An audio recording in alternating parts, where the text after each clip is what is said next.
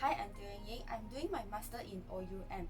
So this presentation is about the assignment for this subject, quality of educational environment for young children. And in this assignment, I'm required to observe a preschool setting and to focus on their environment and one of the daily routine. Then I will give recommendation to improve about their experience. Okay, and let's look at this, the layout of each function areas. So you can see this is the ground floor, and we have a front gate and side gate. Usually the side gate is closed, and every morning the children will enter the school through the front gate, and they will pass by this concrete floor, the empty area for activities, and go into their class. So this area is for activities like group play. Okay, and I've noticed that there is no any other learning materials or any furniture in this area. So this is just an empty area. And beside this area, you can see a grassy ground.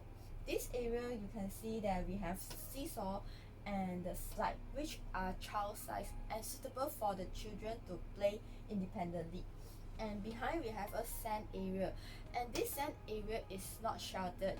Alright, and beside the sand area there's a tree, and over here there's a water hose for the children to clean up themselves before they enter the class after the outdoor play.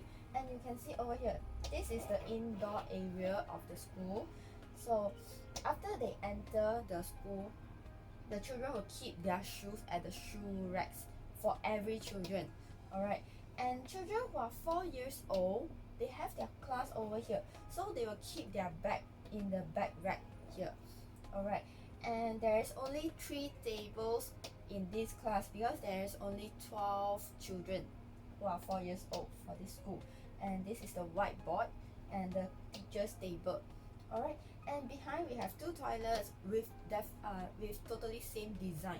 And the kitchen area is not used by the students because there is no cookery class in this preschool. Okay, and move on to the staircase going up. So this staircase connecting the ground floor and the first floor, and after you went up from the staircase, you will see the waiting area. This is just an empty area. Okay, and this is the largest classroom in this preschool, the classroom for 5 years old. So there are 4 tables for children and teacher's table, and these 2 are the whiteboards in the class. Other than this furniture, there is no any other furniture in the class. Alright, and the children, when they enter the class, they will put the bags over here on the floor. Okay, and this is the classroom for 6 years old, and same, the children will enter the class, keep their bags over here on the floor beside the wall, and there are only 3 tables because the class is smaller and there are less students. Alright, and this is the resources or teacher's room, which I'm not allowed to enter. And over here, this is the dramatic playroom. Alright, so there is a little stage on this room.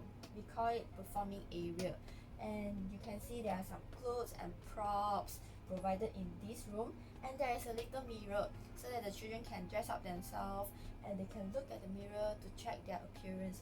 Okay, so for this room, usually the children will have their dramatic play, they can have their performance over here. So according to the teachers, this room is usually the children will enter this room once in a week to have their performance here, like storytelling, singing, dancing, or even dramatic play. Okay, and next I'll talk about recommendation for improvement on the outdoor areas. So since this area is quite empty, I recommend the teachers to put more learning materials. Okay, learning materials, for example, they can plant more plants like flowers or grass or the like little trees, okay, like cactus, so that the children can learn about different plants, or they can learn more about from the environment, from the nature, through their 5 senses as well. Okay, so for example, the teacher, when they plant different plants, the children can learn about the plants through their smell, through their eyes when they see it, or when they hear it. Because the plants will attract different insects. Yeah, they can see it, they can hear it, and they can even touch the plants. Okay, Next, I recommend a working area, because this area is very empty. Okay, and the teacher can put some benches or chairs or even a small table for the children to gather together, to discuss about their learning outcome from the outdoor play. Okay, and next, a pathway is needed, I think. So the pathway connecting from the door, the side door, to the sand area or to the playground area is needed for safety issue, because especially after rainy day, this floor, the grassy ground, will be very slippery. Yeah, so the pathway made by stones can be made, or made by sand can be made, okay, for their safety issue. And next, the sand area is not sheltered. This is the issue. So I think shelter can be made for this area to protect the children from UV rays of the sun, especially on sunny day. And it can also protect the children during the rainy day, and the shelter won't affect their play. Okay. And next, about the indoor area. So learning materials are needed for every classes. Alright, so for example, the teacher can put some blocks, some toys, some soft toys, some puppet, or they can even paste some pasting on the wall, like the chart, like for example body parts, okay, or letter chart, ABC chart. Yeah, so when the children look at the chart, they can learn about it independently.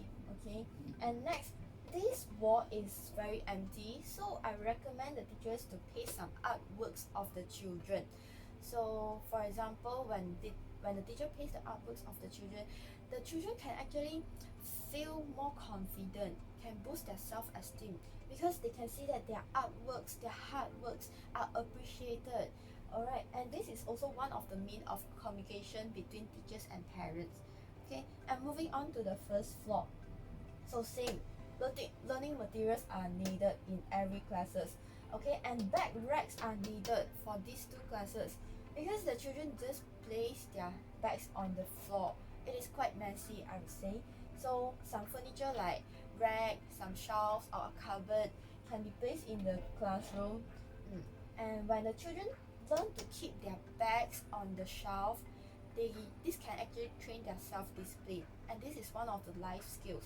Okay, and this wall is empty, so the teachers can paste the artworks of the children as well.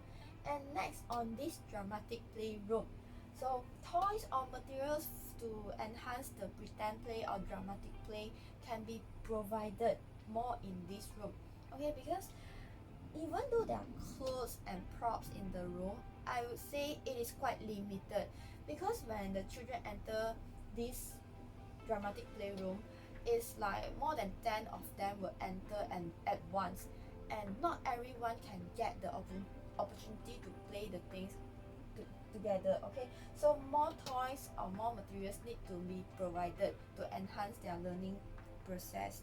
Next, I'll talk about the dismissal routine. This is one of the routines that I have observed during my observation day. And for this routine, it lasts about 15 to 20 minutes. Okay, and there are group and individual activities. For group activities, there are singing and dancing. So the children will gather together in a classroom. Usually they just stand in front of their own desk and they will do the singing and dancing. Okay, and they will sing two songs. The first song is the song that related to the content that they have learned throughout the month. And another song, the second song, is always the same. It is the goodbye song. Alright, and individual activities is about packing their own personal belongings. Alright, so after the singing and dancing, the children will pack their own belongings and went to the waiting area. Go to the waiting area and wait for their name to be called.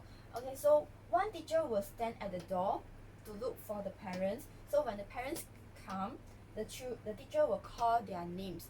Okay, and the teacher over here at the first floor will bring the children down and put on their shoes and go home.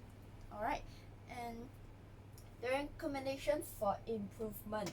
Alright, so for group activities, singing and dancing, I would say the teacher can make more space for the children, because when I during my observation I saw that the children is quite struggling to make some movement. For example, when they want to stretch their arms, there are no space for them to do that. So maybe the teacher can move the children to a corner, make a circle, and do the singing and dancing together. Okay, and tailor the circle closing activities according to the age group. So I would say children who are 5 to 6 years old, they are able to think independently. Their cognitive skills are more advanced already. So they can do self-reflection and do goal setting. For example, they can reflect on what they have learned today. Okay, let's share about the things that we have learned, or they can do some goal setting, like what are we going to achieve next day, tomorrow. Okay. mm. So uh, of course, the singing and dancing part can be remain. It is quite fun and it is one of the routine for the children. But the teacher can add on these two activity, the reflection and goal setting for children who are 5 to 6 years old. Alright, and also transition to the waiting area is very messy. So the teachers can, instead of asking every children to go out all together at the same time, teacher can do group by group. For example, she can ask this table to go out first and next move on to another table. Okay, this can enhance the experience as well. And individual activities, packing the personal belongings. mm, I observed that the teacher is quite busy in asking where is the owner of this object, okay, in this time. So to make the process more effectively and more efficiently, the teacher can use more effective instructions, do it more firmly, okay, and try to let the children to know what is the expectation of the teachers. Okay, so for example, instead of saying it's time to keep, the teacher can try to be more specific in the instruction and more firm. For example, she can say, so it's time to keep all your personal belongings in your bag. I don't want to see anything left out in the classroom. Okay, and also the teacher can use desk check by using the visual cue or the checklist. Okay, so she can do like this. The checklist, she can paste the checklist on the whiteboard with the picture of some stationaries or personal belongings like water bottles, pencils, color pencils, crayons, erasers. Okay, so when the children have this visual cue, they will look at it and they will check whether they have all the things inside the bag. So this can make the facilitate the procedure, and also set rules during the waiting in the waiting area. So I observed that the children they run around in the waiting area, and they even play hide and seek, and it is very noisy and in that situation. So to make this situation more effective, more efficient, in terms of the sending off process, the teachers can set rules for the children. For example, she can say you all have to be quiet in this area and line up and sit down. Okay, you can play with your toy, you can talk to your friends, you can even read some books, but try to keep your volume low so that you won't interrupt others. Alright, and also children who are 4 years old, they can actually wear their shoes first before they go to the waiting area. So this can reduce the children who wear their shoes at the shoe rack area in the same time. Okay, and also the teachers can provide bench or chair or even footstools for the children to wear their shoes more effectively. Okay, when for example you can see when the children they sit in this posture, it would be easier for them to put on their shoe, and this can make the process faster. Okay, so I have said that children who they are quite struggling when they put on their shoes because they have to stretch their arms, stretch their legs. Yeah, so try to provide more bench or more chairs or even footstool for the children to facilitate the shoe wearing process. And that's all from me today. So for this assignment, I have the great opportunity to observe the environment of preschool setting, because usually in previous assignments, I only focus on the delivery skills of the teachers or focus on the content learned by the children. So in this time, I have the opportunity to focus on the environment and also the daily routine as well. So actually I realized that environment is really the third teacher of the children. Yeah, it means a lot for the children. Like for example, anything pasted on the wall can carry a very great learning values for the children. Yeah, and that's all from me. Bye bye. Thank you.